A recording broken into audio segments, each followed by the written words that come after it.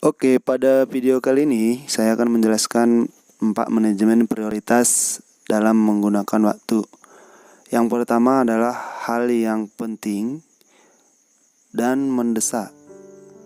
Maka hal ini harus kita segera lakukan. Kita lakukan karena merupakan hal yang penting dan sangat mendesak. Kenapa? Karena hal-hal tersebut sangat berpengaruh besar dalam kehidupan kita. Contoh hal penting dan mendesak yang harus kita lakukan adalah pertemuan rutin, tugas sesuai waktu, makan tepat waktu, doa tepat waktu, dan olahraga tepat waktu. Hal-hal tersebut harus segera kita laksanakan karena sangat penting. Yang kedua, itu adalah hal yang penting namun tidak mendesak. Hal tersebut harus kita jadwalkan.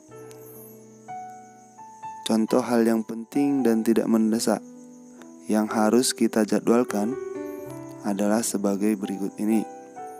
Misalnya, menjalin silaturahmi, menonton motivasi, membaca buku pengetahuan, latihan untuk kegiatan tertentu, perencanaan sesuatu, dan rekreasi atau jalan-jalan. Itu yang kedua. Manajemen prioritas yang ketiga adalah hal yang mendesak namun tidak penting.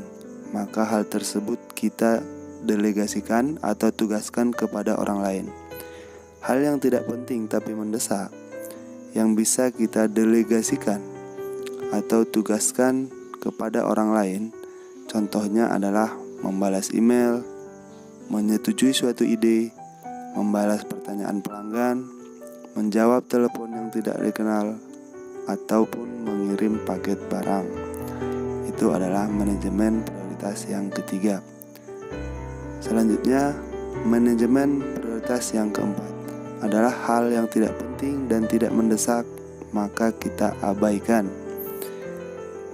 Hal yang tidak penting dan tidak mendesak itu adalah hal yang harus kita abaikan karena sangat membuang waktu kita dan menjauhkan kita dari impian. Contohnya, pekerjaan yang sibuk tanpa produktif, ngobrol yang tidak jelas, nonton TV berlama-lama, internetan tanpa tujuan, atau main game tanpa target yang jelas.